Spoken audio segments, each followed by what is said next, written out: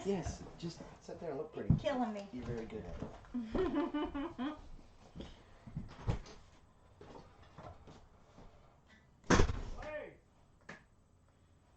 See who all comes in. Hello, Mud Pie. No, not quite.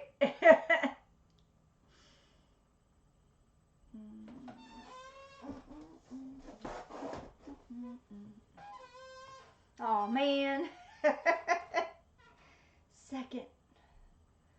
Hey Mama, look what I got. It came today. Hey Green Gables. Icky Guy Homestead. Jennifer Russell. Hello.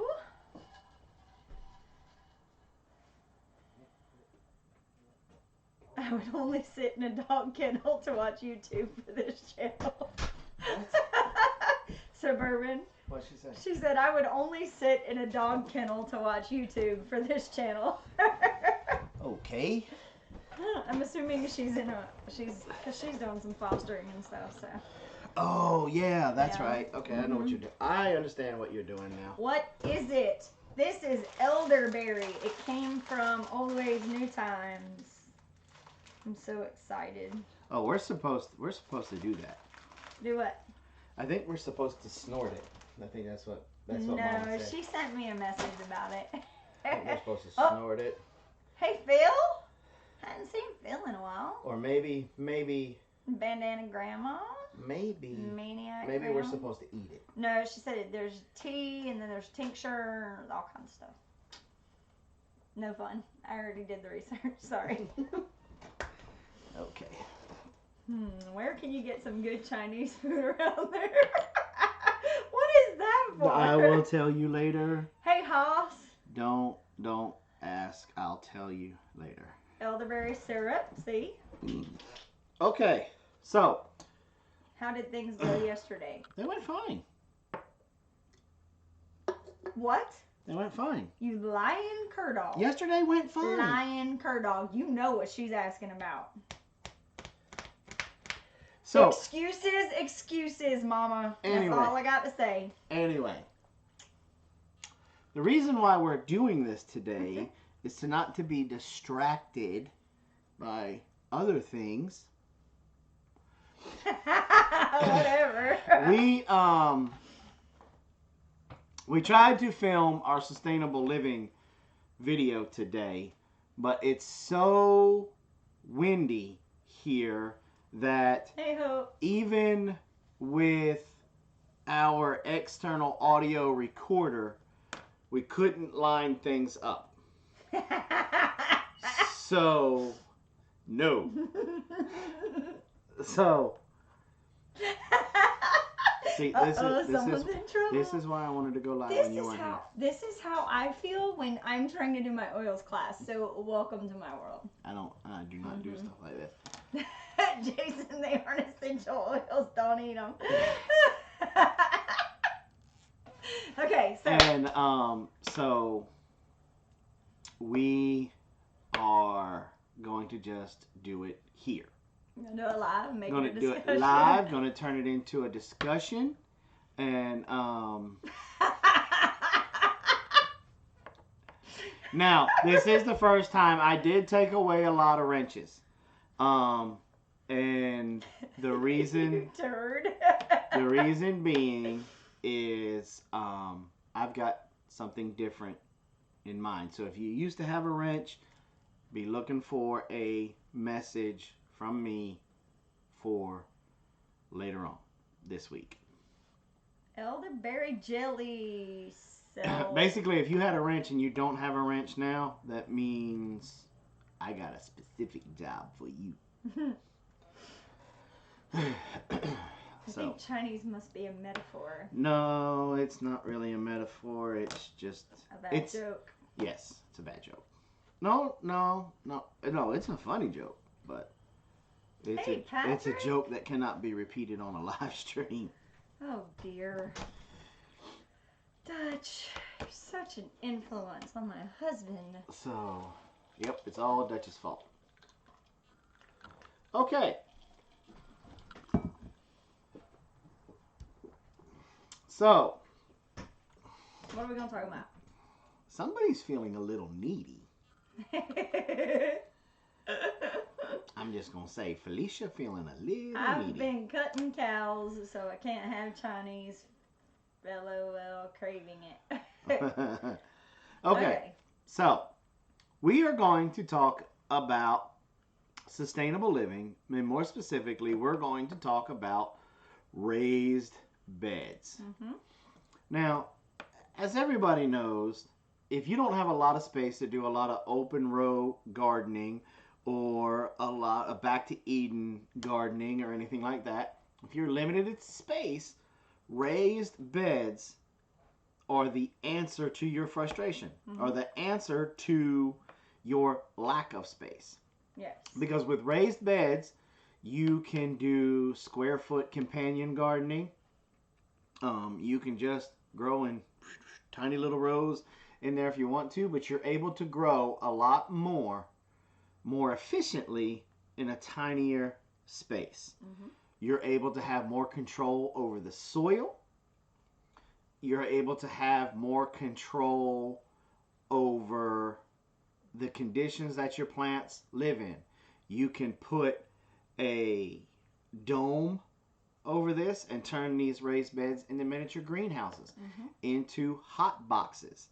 Why are there bottoms to your raised beds? I will answer that, mother. Okay. So, this is two of the raised beds for our area that we're getting ready to put them in. And as a matter of fact, they're in and ready to go as we speak. So let's talk about how we build our raised beds. Okay? Well, we build our raised beds by using pallets. Pallets are a wonderful resource to be able to use for your raised beds, but huge honking ghetto butt right here. Wait. The way you said that was not right. It'll be all right. Okay. Okay, you can't just grab... Okay, everybody, please hold your questions. I'm probably going to answer them. You can't just grab any Joe Schmuckatelli pallet right off the street. The things that you specifically want to look at the pallet, and you want to look for this right here. You want to look for that number on it, and it's either going to say PT or it's going to say HT. Okay? Now, obviously you guys can guess that this one, the PT, stands for pressure treated. Okay? So the lumber that's on that pallet is no different than buying a pressure treated 2x6, 4x8, 2x4 at the your regular box stores, Home Depot, whatever. Okay? The ones you want to look for is not the ones that say PT, in Dutch that doesn't mean physical training, is the ones that say HT. As you can see where this says MX 108066 HT. Now that HT stands for heat treated, meaning basically they used a bigger heat to seal and treat this wood so it will last longer. That's the ones that you want because there's no harmful chemicals that can leach into your soil and eventually into your veg. Now, if you're just going to plant flowers in these raised beds that you're going to build and you're never going to harvest anything that you're going to eat off, well then you can use the pressure treated bed. But if you're going to grow vegetables or anything that you are going to put into your body, herbs, anything, then you need to go with a heat treated pallet. Okay, so we took the pallets apart, and I had a B-roll video of this, but I couldn't upload it to OBS for some reason. It wouldn't take it. It was literally Blaze taking apart the pallet. Now there are many different ways that you can take these pallets apart. You can take a nail puller and hit each end and jimmy up the ends until the nail, and then hammer it back down, and then the nail will pop out and you can grab the nails. They make a pallet separating tool where you can put it under there and it pops the nails and stuff out. Or you can do like I do. I don't have a lot of time, so if there's space in there where I can put a Sawzall blade down there, I'll put a metal Sawzall blade down through there, and then I'll just cut through the nails, and then I push them out once on my board is gone. I can do that on either end, and then I would have to use a nail puller in the middle unless I can get the blade down in there and I zip, and it's done. Okay? Now, I just don't take the top pieces off. As you can see here, if you look real closely, yes, these are the boards that that are facing you that are painted. Blaze tried to mix red and blue to make purple. Those boards that are facing us on the face, those are the boards that are run across the top of the pallet. But if you look in the two back corners, you will recognize, if you're familiar with pallets, that those are the 2x4s that run across that these boards connect to, because you can see the little indentation where the forklift or pallet jack would go. I cut them down to the height that I want my raised bed, and I use them to be able to fasten my boards at the corners. So all the lumber I need, if I got a free pallet, I've got enough lumber to be able to make whatever size raised bed I want. Now the raised beds that you guys are looking at here in this picture and this picture here, hold up, whoop. These raised beds are I think they're 4x6. Now you can make them longer, but what you have to do is you'll have to do what they call scab your boards together, which is you'll put the two boards end to end where they'll marry up, and where they marry up, you got the two big long boards and they marry up and you put them end to end like this. Then you'll take another board and put it on the inside so it looks like that, and that'll hold them together. I usually do one at the top and one at the bottom, and then it makes it one long board. It's not super solid, but it's solid enough for the purpose that we're using it for. If you want to make a longer, bed. Okay, so now I also put, this is what everybody was asking, why does your raised bed have a bottom on it? Well, I put galvanized, half-inch galvanized hardware cloth on the bottom of my raised bed. And the reason I do is moles, voles, chipmunks, any other groundhogs, any type of burrowing predator or critter that you may have on your homestead, and he wants to come from underneath and reach up, especially if you're going to grow a root veg in these raised beds, you have now stopped them from being able to tunnel under your raised bed and be able to come up. So I use half-inch galvanized hardware cloth. I use half-inch because the 1/4 inch is small, but sometimes it's a little bit too small.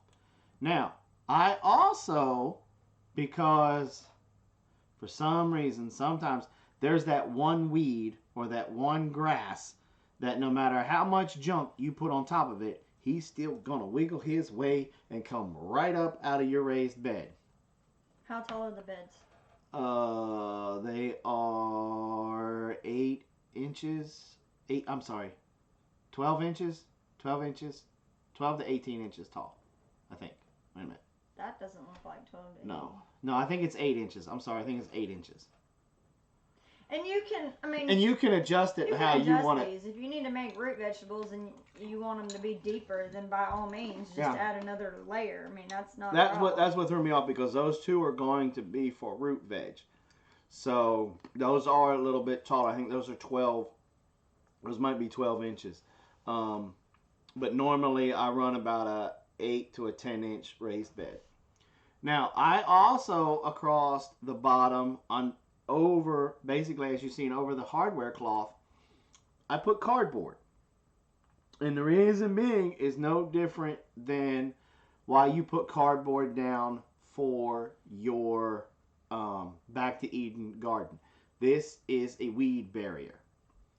And like I said earlier, there are sometimes, there may be, like in that area where we placed them, there were some crepe myrtles there at one time. And every now and then, we'll get a crepe myrtle. Yep, just pop up. Just pop up out of it, because crepe myrtles are just like impossible to kill. So we put that down so that eliminates any light. Anyway, something can really germinate in there, and then they have to dig through that, and then they got to make sure they get through the hole in the wire, and then they got to get through everything else that we put in there. Now, once we've got that all built, we take it to the spot where we want that raised bed that year. Now, before the chat room just explodes, this works for us. I'm not saying it will work for you. I'm not saying this is the way to do it. So before people kind of start losing their mind because I'm not following the recipe for a raised bed, like the guy who invented square foot gardening come out and said, this is the recipe you need. This works for us. So that's a big Amazon box. What did you order? A hot tub? Man, that's an Amazon box cut right down the side so it can unfold. It was a luggage bag. Yeah, it was a luggage bag. If Blaze doesn't have the hint that his 18th birthday is going on, there's like no help for this dude, because we bought him luggage. Luggage and a garment bag. And a garment bag. That damn garment. Don't tell me what to do. So. There you go. What? We use carpet on the bottom and also use cardboard on the sides. Okay. That's a good idea. Mm-hmm. Okay. So we got it spot in our spot where we want it. Mm-hmm. Okay. We're like, okay, we're gonna do it here this year. Got it all squared up, angled up the way we want it, zigzagged, however she wants them placed. And then the very first thing I put in there is wood chips. Now, wood chips are... Jack. Come on, Jack. He's trying to focus. Sorry, you're making me a distraction. Bad, Jack. Bad. Okay, go ahead. That was funny. It was funny. That was funny. Kudos, Jack. Anyway. Lucky we got a long history. I'd tell you exactly how I feel about you right now. Okay, wood chips. Focus. So, now, we use wood chips. And the reason being, one, they will break down. Okay? And that it will bring more organic matter into my raised bed. Two, it prevents clumping. It helps aerate, keep everything aerated. And it helps with the water. That way it Moisture. can Drainage. It can help with the drainage. Okay, so that way it helps prevent root rot. Mm-hmm. And that's a big thing that some people have issues with when they plant in containers and raised beds. They just start pouring water to these things, and then they don't have a good way for the water to go, or they're sitting it on top of clay, or they're sitting it on top of just bad stinking soil, and the water just starts to clump with their good soil in there, and it doesn't go away, and that can, over time, it can cause what's called root rot. Right. So we put our wood chips on the bottom of the box. Now I don't go super crazy. I only put about an inch, 2-inch layer on the bottom of the box. That's the very first thing that goes in. Bam, is the wood chips. Okay. Now, after we put the wood chips in there, okay, we follow the wood chips up with leaf mold. Okay. And the reason why we do leaf mold is, one, the bacteria. Mm-hmm. Two, the leaves will suck in some of the moisture and then slowly release it back over time. Plus, leaf mold is what they call a cold compost, meaning all of the mold and the bacteria is getting there, and your soil is now having a party. Mm-hmm. And that, all those microorganisms that are in there are flourishing, they're thriving, and what they're returning to the soil is the stuff that your plants are going to eat and help them thrive. Okay? Leaf mold also helps promote worms. Mm-hmm. It helps keep your worms healthy. When I dumped my worm compost in there, there were still worms in there.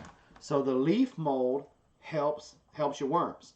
And everybody knows worms will help keep the soil aerated. They'll help with drainage. They'll help with putting off their castings, which your plants are going to just absolutely love. Mm-hmm. And you have your own little soil ecosystem right there contained in this box. Mm-hmm. Okay, so we put the leaves in the bed. Okay, and again, we're putting about a 1 to 2 inch layer Mm-hmm. in there. Okay, and then comes what we all love. It is the gold of the gardener. The compost. The compost. The compost. Compost is worth its weight in gold Mm-hmm. to the gardener. It's going to be, now this compost is a little bit wet. That's why we didn't go ahead and plant today, because we got something here in Georgia that we haven't seen In a while. in like 5 months. We didn't, at first, we didn't really know what it was.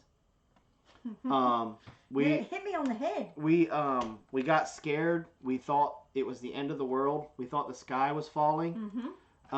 Like Chicken Little. I know. Here. We were calling people. We were calling emergency services because there was this wet stuff that was coming that out was of the coming sky. out of the sky that we Sky is haven't falling, seen. And the then we sky is remembered, falling. that's called rain. And so we got a bunch of it to the point where my pond's full and just about overflowing. Mm-hmm. Well, the container that we dumped all the compost in, well, it got kind of full, which I don't mind because it's okay because that's compost tea. I got compost tea. So, but right now that compost is a little wet, so we put it in the raised bed, and we spread it out, and we're just going to let it kind of dry up a little bit over tomorrow, and then we will put another light covering of wood chips on it. Mm-hmm. Now, you're probably going, all right, dude, why are you putting another layer of wood chips on there?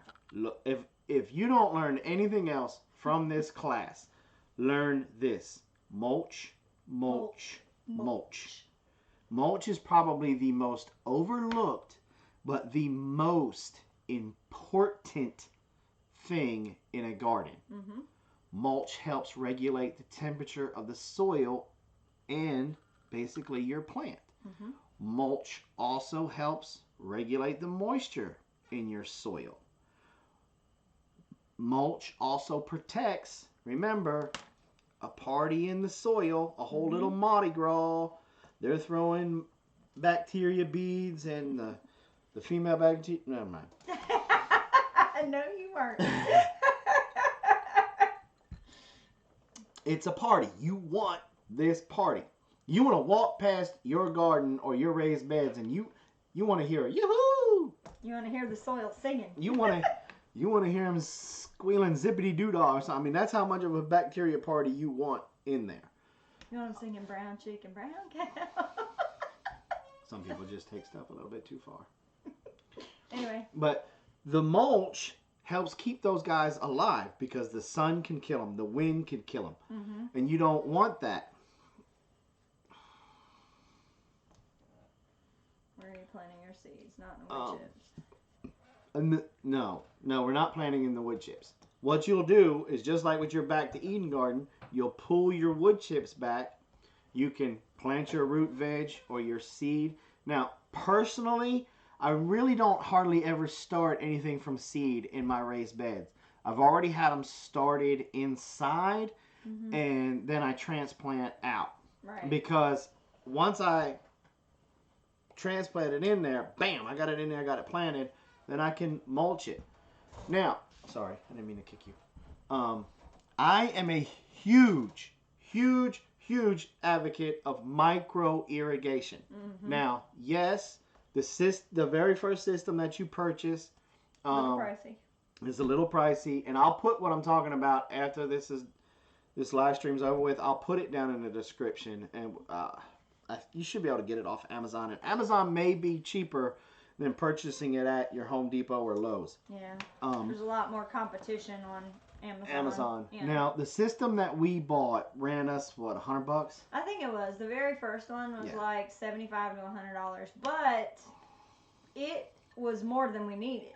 I mean, all the stuff that we needed, you know, we had way more than we needed at the end of the day. And we were using well, they were bed gardens, but it was essentially a big, huge area. So we had big, long drip lines and everything. So basically what a micro irrigation system is, the Cliff Notes version, is it's a closed loop system.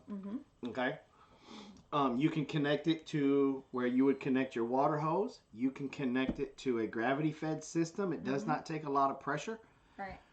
And mine is just it's a big honking black pipe. It's about a 1/2 inch, 3/4 inch black pipe that you would run. Like if you got raised beds in a row, you would have it hug up against your raised bed and run this black pipe all the way down. Okay? Then you would cover that big black pipe up with some type of a ground covering to help protect it from the sun. Then you have smaller, like 1/4 inch tubes that you will puncture the big 1/2 inch. And it comes with a tool. Yeah, and it comes with a tool. Bam. You fill it up there, and then you can, now they have different types of things that you can use. My suggestion is just use the bubblers. Okay? Because they have the ones that are the little tiny, they stand up about 6 inches, and they're like a little sprinkler head. Now they do require more pressure. And they've got them that do full 360s, half moons, all of that. I'm not a big advocate for those because you can still lose water through evaporation. Well, that's what I was going to say. In our area in Georgia, the moisture evaporates quicker than you can put it out there. So the bubblers work really well because it's getting right to the base of the plant. And so you're not losing a whole lot. You literally take this little round bubbler, and it's about the size of maybe maybe a quarter. No, it's the bubbler itself is it's maybe anywhere between the size of a nickel and a quarter. And it just has a little like straw end that comes out, you know, and it's about maybe 3/32 of an inch long. It's not very long. And you set it, and you place this right near the base of your plant. And then when you turn it on, the water, gravity fed, or the pressure that comes off your well or your city water feeds the system and drips. Now, if you've got one thing, caveat here, if you're going to put it on a pressurized system, read the box to see what your micro irrigation system can hold, because you may have to use a pressure reducer so that way you do not blow your bubblers and stuff out. You're gonna be really mad. Why? Well, y'all keep in mind, we were doing micro irrigation back before micro irrigation was cool. And so it was a lot more expensive back then. Oh, it's cheaper now? And you guys were all excited that $100 was worth good food. Let me tell you, I'm seeing kits for like 20 and 30 bucks. Nice. Now, they may not be as extensive as the one we had, but it looks like it has the steaks and the bubblers and a bunch of stuff. So, but the thing to keep in mind with all of this conversation is you want to make sure you have enough of the feed to, the tubes that actually take the water to where you need it distributed. And then you want to make sure you have enough of those smaller lines. And I saw somebody say something about this being water saving. It absolutely is, because what it does is instead of spraying your water everywhere, it is literally taking the water to exactly where you need it. Now they also have just the drip lines instead of, and you may like that, may not like that, but sometimes they have not just the bubblers, but they have the drip lines too that are small holes that'll just go straight into almost like a mini sprinkler-ish kind of thing. I don't like drip lines. I love the bubblers because you can go specific to each plant. And it literally, like what it's saying, it literally does bubble. It just kind of, just little just small like spurts of water. Drip. It's like a drip. Yeah. And the reason why I like those more than I like the soaker hoses or drip lines, whatever you want to call them, is because you can run this system off of a gravity-fed system. It doesn't take a lot of pressure. Now, another thing that I'm a big advocate for is watering at about 3 o'clock in the morning. Yeah. Now they make things that you can purchase where you can hook it up. And we had one of those. And it worked great. It's a timer. And it's just a timer and it opens and closes a valve. Okay? And the reason why I'm a big advocate for watering at 2, 3 o'clock in the morning is because where we live. you don't have to worry about losing anything from evaporation. And there is a thing coming, especially in our area, more in South Georgia and more in like neighborhoods, but it would not surprise me that they don't try to start pushing it everywhere. And it's a thing called Zeroscape, where they want everybody to help preserve water. They want everybody to do more drought tolerant type of plant stuff that doesn't need a lot of water. And where you can get around that is with a micro irrigation system. Right. Because you go out there and you only let this run for 30 or so minutes and bow. Is it safe to use water from the gutters for the garden? Yeah. Why wouldn't it be? It's the same water that's falling out of the sky. But if you're running off your roof, if you're worried about it running off of the shingles and stuff, if you're harvesting that water, you should already have a little bit of a filter system in place to catch all of the gook and gunk and stuff that's coming off of your shingles and stuff like that. Like we have a tin roof, I don't really have to worry about it that much. But another thing, a lot of people, you want to take into consideration, especially if you're talking about when you're going more off grid and stuff like that, gray water. Gray water, gray water, gray water. Gray water is great to use to water your garden with. Because, see, here's the thing. Even with asphalt shingles, the water's going to come down, go into the gutter, run through the gutter, come down a downspout, then it's going to go into a holding tank. All the heavy material stuff that could possibly come with it, all them little, like, shingle boogers, they're going to go straight to the bottom if you don't already have some type of a filter catch on there. That's why a lot of people, if they're running it off of asphalt shingles, they'll have like a 5-gallon bucket there, and then they have sand and pebbles, screens that goes down through there, boom, boom, boom, and comes right out. You know, I'm a big time advocate for rainwater harvesting systems. If you're coming off of shingles, all you got to do is just build another container to make that a filter to run through, and it's nothing but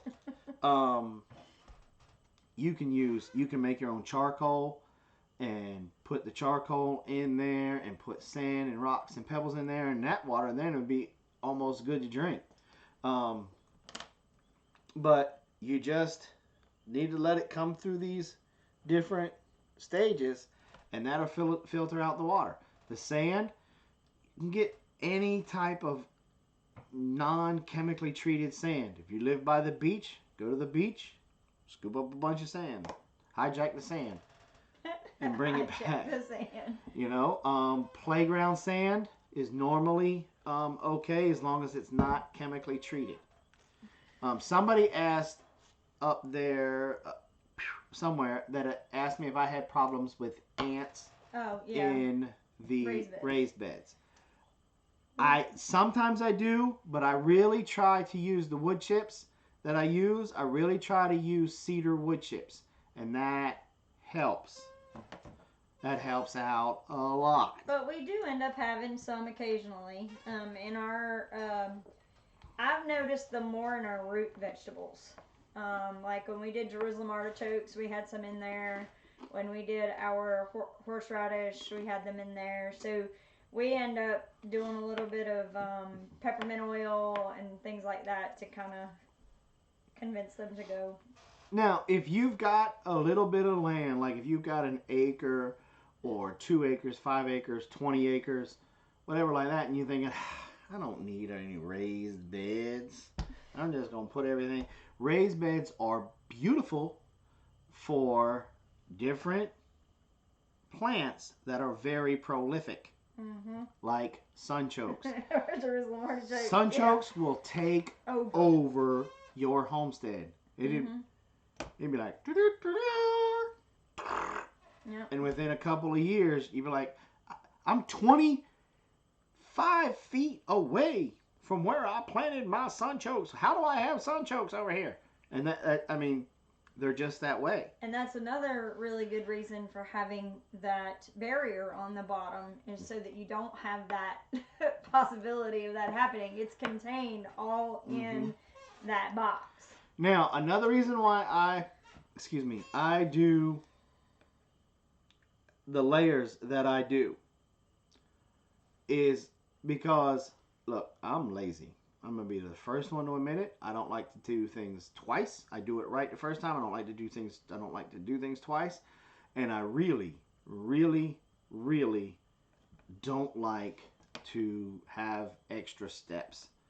So if I can build my raised beds to where it kind of feeds itself and I don't have to dump it every year, winning. Well, and that's what Suburban just said. Her last raised beds lasted about 10 years. I mean, you definitely, once you build these things, you may have to add a little bit of compost back into them to kind of feed them. Yeah, you'll have to top dress them. And that's all you'll have to do. Revelation Living made a good point. There are definitely, these are good for herbs. A really good one is, like, we did mint in one bed, and it took over the entire bed.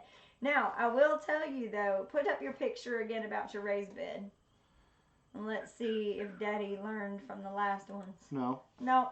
You see those little bitty, they don't look like gaping holes. They're just little holes because your wood is not perfect, right? It's got, little curves and stuff because we're using, even if you were using wood straight out of the store, you're still going to have an issue with those boards marrying up completely against each other. If I would have taken the extra time, I could have ripped down these boards and then glue these together and clamp them and let them sit. So, but anyway, and yeah, strawberries are another one.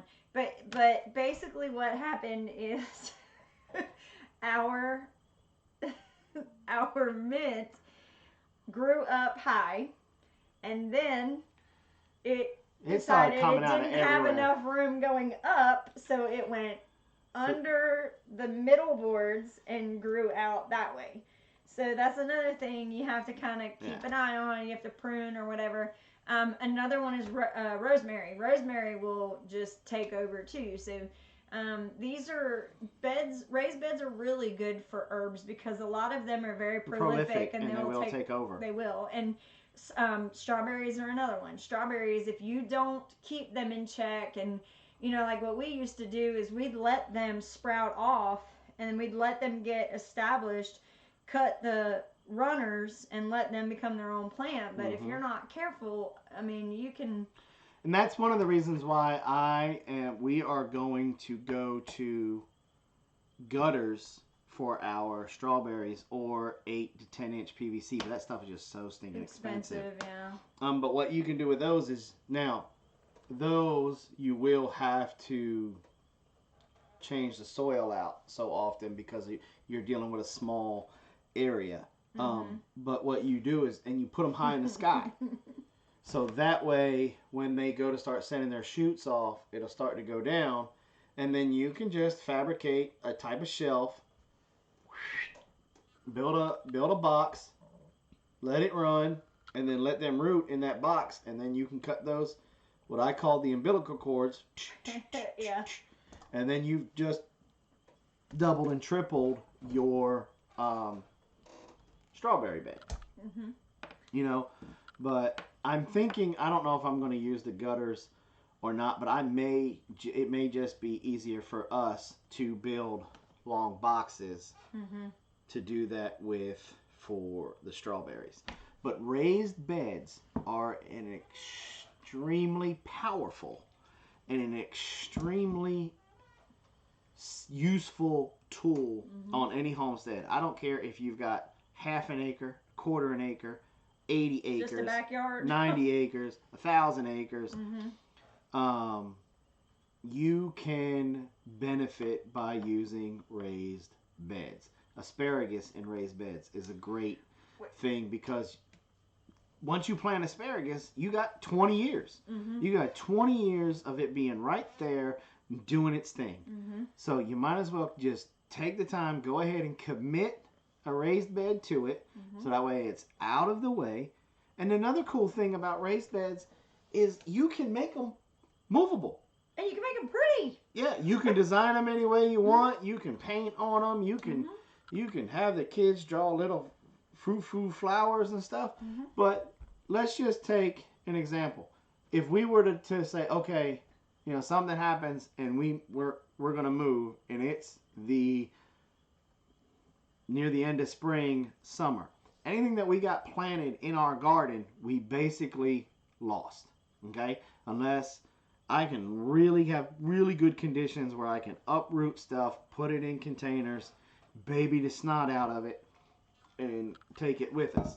But with a raised bed, with some of the bottoms on it, if you put a solid bottom on it, if you wanted to, you can get up underneath it, get it picked up, put on a trailer in the back of a moving truck, and then you're taking your veg with you. It's almost like a container. It's basically just a huge homemade container garden.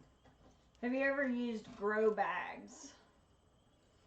We've never done grow bags. Just like we know people who've used hay bales for planting, and we've never used those. So yeah, can I do? Southern Yankee Homestead says, can I do the layer concept in container gardening? Yes, you can.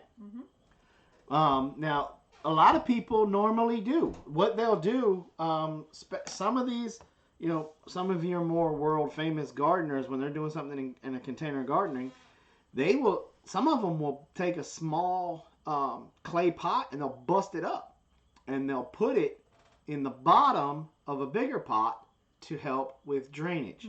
Now, the thing about containers, you have to really, I mean, this is uber important.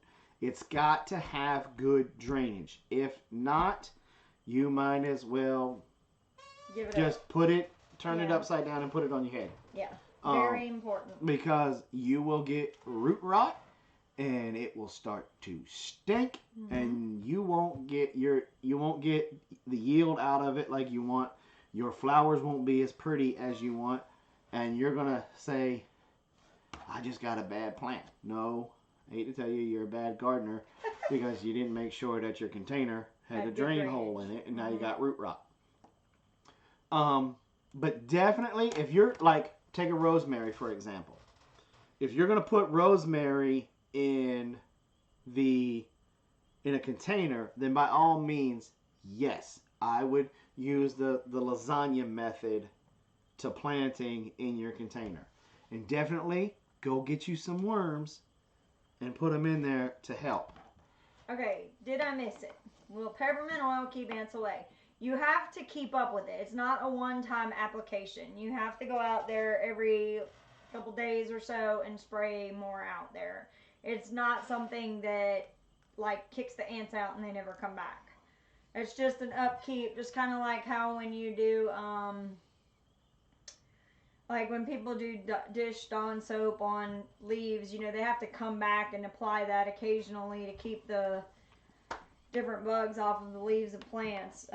You have to, it's peppermint oil and water, and you just put it in a spray bottle and you just spray it along the areas that, are having problems with ants. Suburban Hillbilly Rebecca, that's perfect.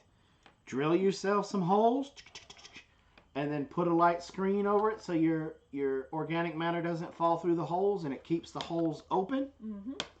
And your water will be able to drain out. Right. Now, when it comes to watering in containers or raised beds, you really have to be careful. You water too much, your soil gets too saturated, it can't run off enough, can cause issues. Especially if you don't have very good drainage. If you have good drainage, you're just wasting water. Oh, per gallon. Oh. Let's see. What would you say my spray bottle is? Like a quart, maybe? I think so. Quart and a half, 2 quarts. I would say probably about 10 to 20 drops for a gallon. Now, this is where, at least for us, with the raised beds, micro irrigation comes into play. It's a huge, huge help with keeping the soil right where it needs to be. Did you see the question about the asparagus? I'm sorry. It kind of just disappeared real quick. I've got asparagus in a self-watering bin, 2 years old. Can I move them? 2 years. You should be clipping asparagus now. But yeah, you can move. You should have moved them by now. Mm-hmm. But yeah. Messing up here. I'm sorry. Go ahead. That's why you're not allowed to touch the mouse. Have you ever used multi-tiered raised beds to allow planting those plants that need deeper soil? No, I've never done that. I've always I like the way they look. Mm-hmm. I just don't like the time that it takes to build one. Yeah. Because I'm not going to go out and buy a raised bed. That may be the woodworking snob in me, or because obviously I've been told I've been snobbish about a lot of things.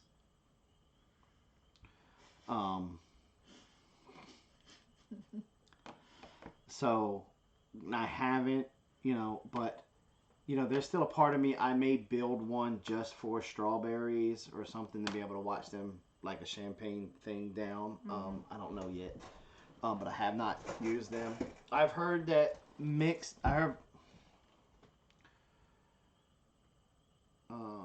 reviews on horse manure. Weed seeds, long compost time. Yes. You've got to compost horse manure, donkey manure for about a good year. You could get away with maybe 6 months, but to bear on the safe side, I'd wait a year. Have you ever planted mushrooms in buckets? No. No. But we are. We're going to do a log. Knock on wood. Ow. I'm going to knock you in your wood. Promise. That hurt. I'm sorry. We are going to get the spores and get some oak and we have a lot of trees around out there by our creek in a dark, probably up underneath some briars or something, in a darker area. We're going to put the spores in some oak and build it up and try to grow it that way. And I've heard lots of people being very successful with it. We may even just put it up underneath the house. I don't know yet. Does it matter what kind of wood you use for the raised beds? You must have been late. She was late. Okay. Yes, it does matter. We used pallets. Obviously cedar is the best. but it is also the most expensive unless you have your own sawmill or anything like that. Um, but we use pallets. Now, Kitty, when it comes to a pallet, okay, you have to look at the pallet. You just can't use whatever any stinking Joe Schmuckatelli pallet that's out there. You have to look if the pallet looks like this, where the numbers have PT or 8 PT in front of it or behind it. That's a big no. Right. You can't use it for a raised bed unless you're using that raised bed to plant only non-edible things. Like flowers, like tulips, marigolds, flowers, right. anything like that. Right. What you want your palette to say is this, okay? See the HT underneath the number right there? That stands for heat treated. Heat treated. You know, they use that to preserve the wood and to kill any pests and stuff. Pests or anything that's inside the wood. Right. So those are the two. That's what you want to look for in your palette. Now let me give you a little heads up on this, and I don't know if you know this, but a lot of the heat treated, well, what I was going to say is with what I do, we have a lot of stuff come in on pallets. And it's important that they be heat treated because they don't want pests to come from other parts of the world into America. So everything has to be heat treated there. So if you have anything that's imported, like around you, that you know where they're importing stuff, and they carry them in pallets, there's a good possibility that those are going to be heat treated because they are making sure that those have been treated for the pests. And it's not America, it's Merca. Merca. Anyway, Whoa, no, Merca. Just something to keep in mind. Like when we used to go, there was a gutter place that did gutters and siding. A lot of that stuff was more pressure treated, was it not? Yes. Yeah. So, anyway, so. But, Miss Joanna, we're in the South too. So, we in Georgia.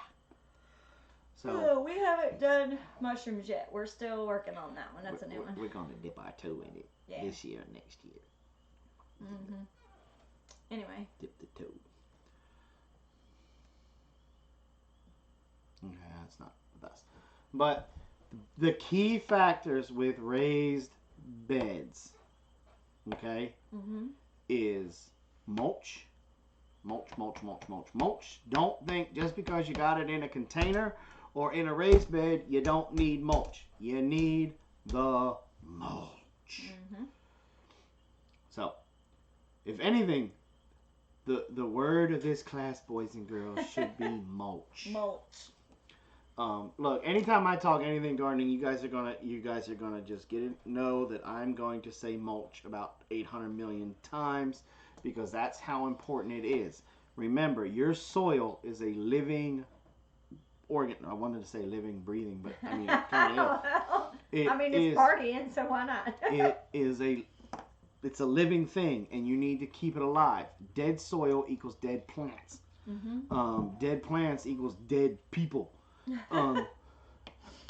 So remember, you want in your container, in your raised bed, even in your garden. Tactical texting. Do my plants need mulch? You want Mardi Gras. Just remember Mardi Gras. PT stands for pressure treated. Tim, pressure treated. PT every day. No, not that kind of PT. Pressure treated. So, do I have any questions about the raised bed? And how we do it.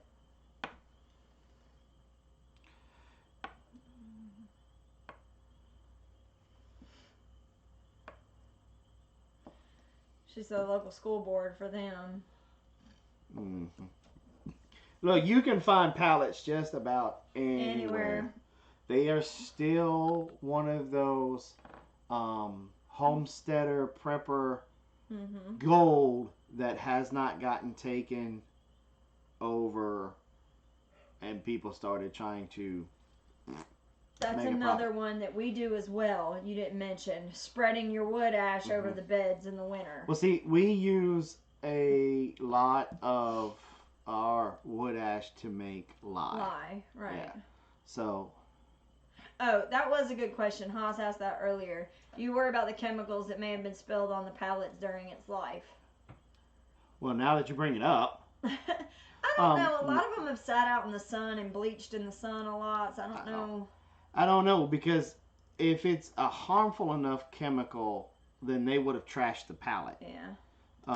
So, no, I really don't. I mean, look, there is absolutely 100 positively really no way to get away from all chemicals. Because, I mean, you can sit there and argue that if you use newspaper as a weed barrier, then the chemicals that are in the ink in the paper will get into your food. Right. You know, and, well, you know what? I mean, if you're going to run that rabbit, then you can say, unless you've saved those seeds from your house from the absolute beginning, the chemicals from the paper could have leached into your seeds on the way to your house.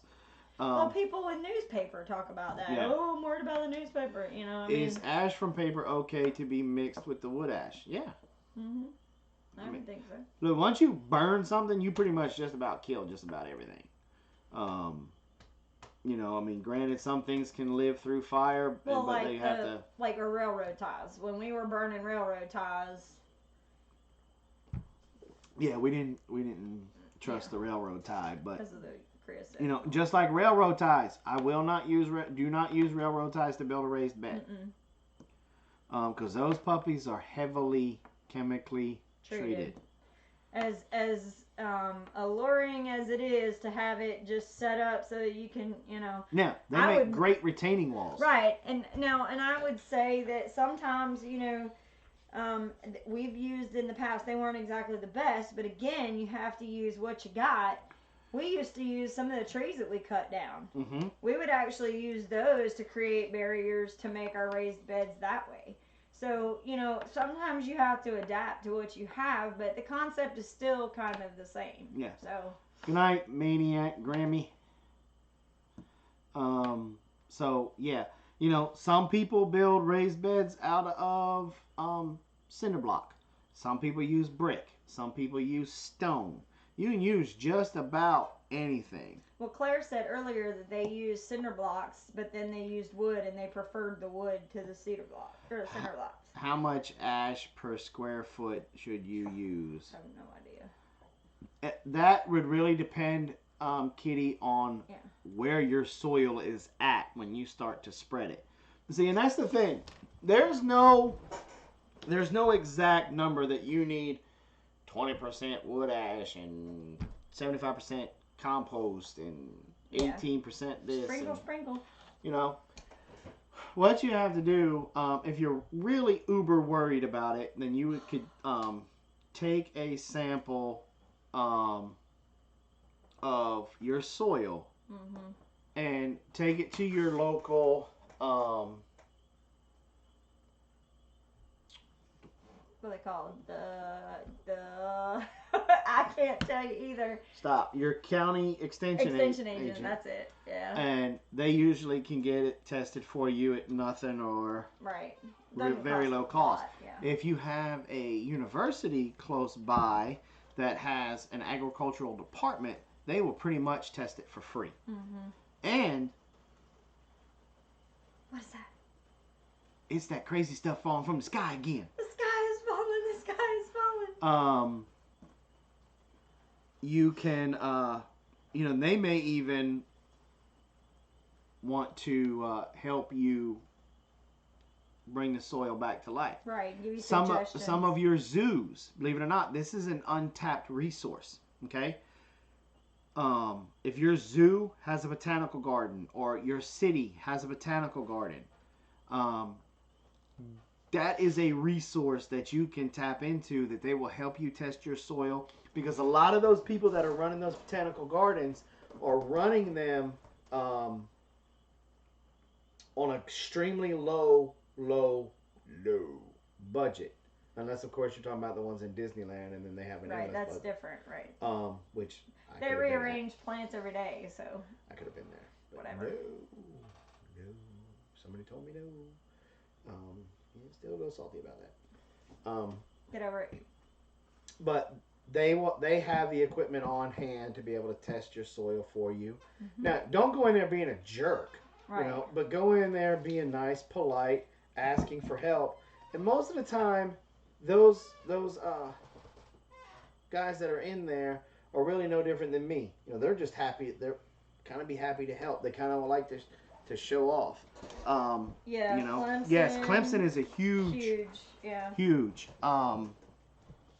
So that's an untapped resource that you guys can use. Somebody's bitter, just a little bit. Zoo compost too, maybe. Mm-hmm. You know what though? A lot of the zoos now also are attached to botanical gardens, and so a lot of them are using their compost. Yeah. So. Yeah. Because a lot of them nowadays even have like a barnyard part of their, so they're collecting cow and chicken and all that too. The zoo in Columbia, South Carolina is great with that, and Zoo Atlanta also has really tapped into that, into the sustainable movement, organic. Well, part of that is because of their budget. Yeah. I mean, their budgets are low, and so they're literally growing a lot of their feed for their animals there on property. Poop.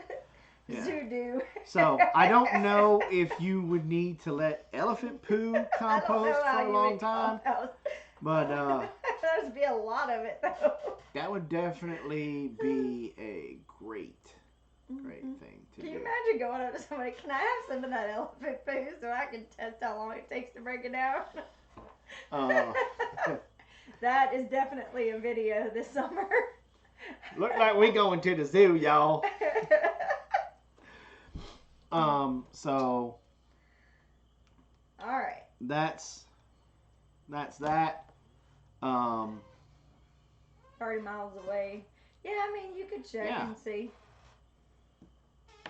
I hauled a dump truck full. Really? Did you, Ricky, or are you just being funny? Yep, bamboo. And see, that may be something that you can work out in trade with them. If they're willing to give you a lot of manure, it may be that you just swap out. If you've got the room on your homestead. Now, this you do have to be careful with. Bamboo is extremely evasive. Yeah, evasive. Yeah. It will take over in a very short amount of time. So you'd either have to make raised beds and grow that in there for them, and because it will take over. Before you add chicken manure to the beds, how long should it sit? Chicken manure is what they call a hot manure, not hot to the touch like ow. No, it's hot with nitrogen.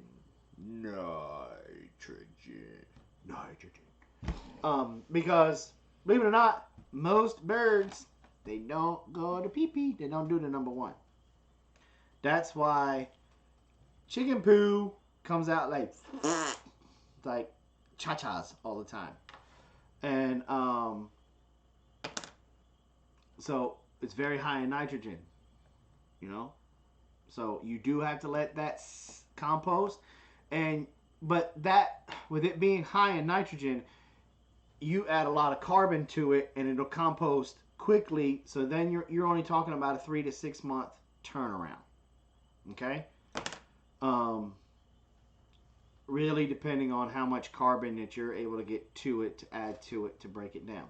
Now, here's another little hidden trick about compost that a lot of people didn't know.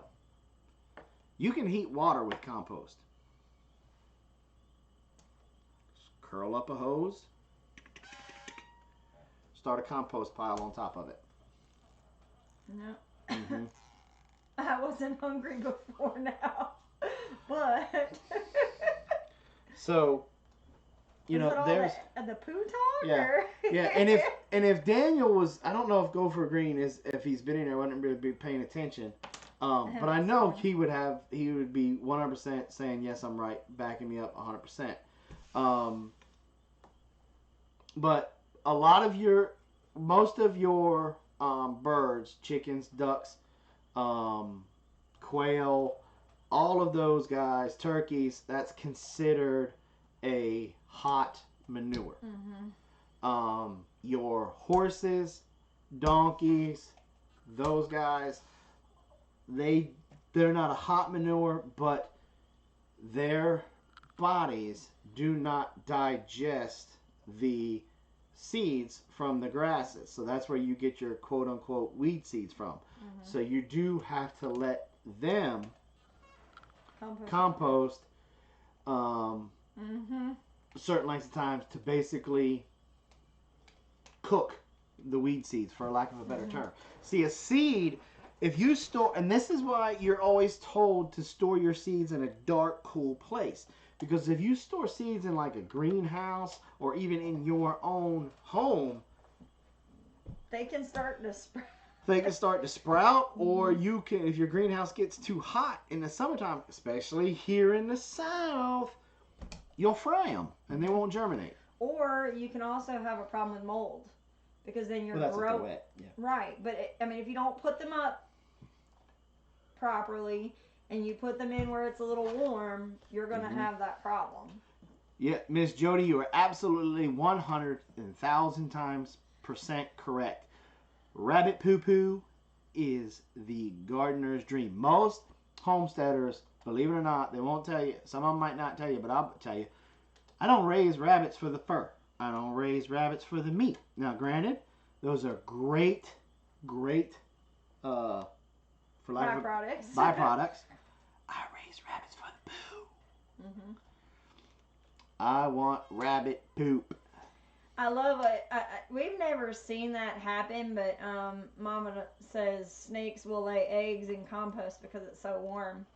That makes sense, though, and that's probably something we should definitely tell our kids to be careful of when they're work, because we've got a big, huge compost area this year, and we have had a pretty big population of snakes last year, so we should probably make sure that they're aware of that. Hey, Mr. Rain.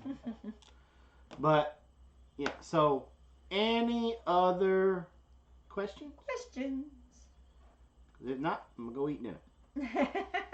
I want a rabbit. Tilapia waste is good, though.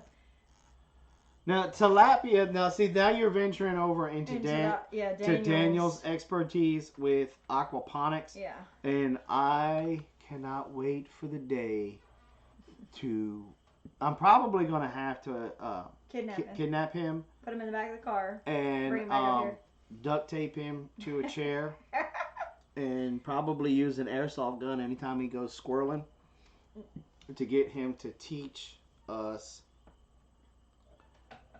the aquaponics. Aquaponics fascinates the tar fire out of me. And seeing his systems that I've seen, whether it's through Skype or chatting and stuff, just looks stinking phenomenal. If you guys don't know who Daniel is, I'm talking about Daniel from Go for Green Living. Go on over and sub to his channel. He does a wonderful aquaponics on a budget series. The man is a genius when it comes to the aquaponics and One stuff. thing I'm seeing about rabbit poo, and I'll tell you something that we've done in the past.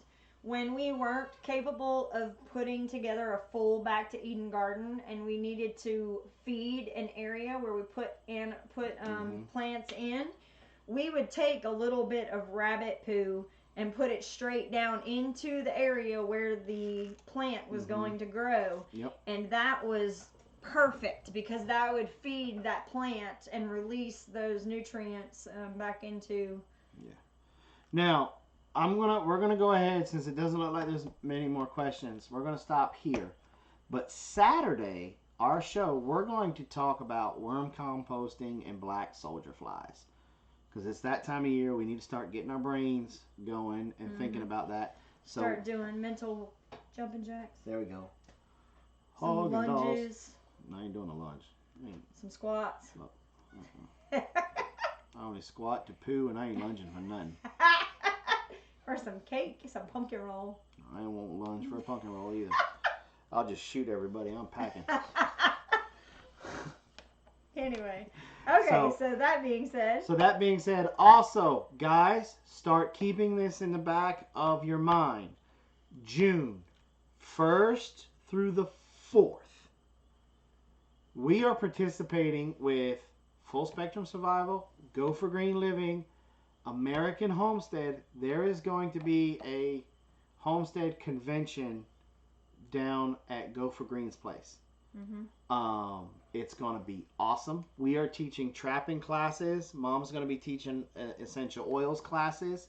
There's going to be survival classes. There's going to be cob classes. There's going to be a bunch of stuff. Let's put it that way. I think if not, I'm going to make him do it. I'm going to put him in a cross-faced chicken wing. And I'm hoping that Daniel's going to do some aquaponics classes. I'm sure he will. I'm pretty sure he will too, but if he wasn't thinking about it, I just called him out on a live stream now. So with 72 people. Yeah. So well, you know. I think we're going to get one from him. They wanted to know when the class is on Saturday. That will be 8 o'clock. 8 p.m. Eastern Standard Time. Eastern Standard Time. Yep. So, all right. Thank you guys for coming by. We had a really good turnout with this. We may just start. We might just make this a regular thing and just start talking about gardening once a week. What is today? Thursday. We may just start making this a regular time for us on Thursday and just talk gardening.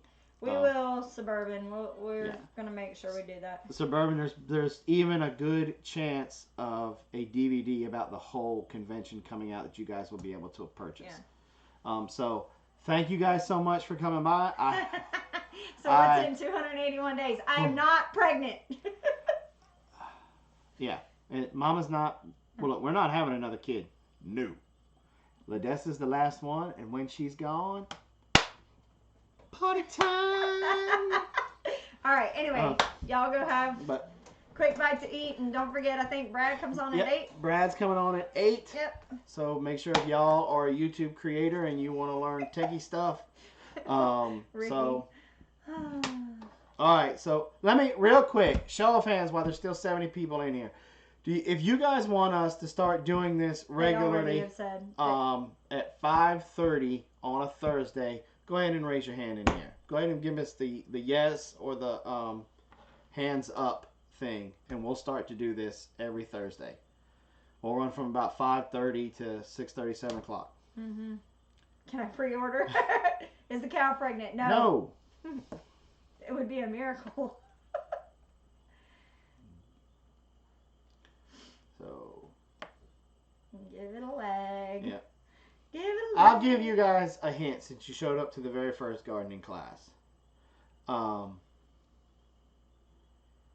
It has something to do with another YouTube channel. 6. No. 7, 8, 9, 10, 11, 12, 13, 14, 15. That's 16, enough. That's enough 17. For me. That's enough for me. All right, so mark it on your calendars. This won't be part of the network or anything like that. This will be just another thing that we'll start to do. We'll come on Thursdays at 5:30 and we'll talk gardening. Done. All right, thanks you guys. A lot of people have said that Tommy's jumped on. I don't know why he's jumped on, but good for Tommy. You guys go on over there and check him out. And we will talk to y'all and see y'all on Saturday. Oh! Another thing before I forget. Tomorrow, I will be going live. Mama won't be with me. I will be going live, and it's going to be me and Go for Green, and we're talking preparedness. So I will see you guys tomorrow. Love you. Bye.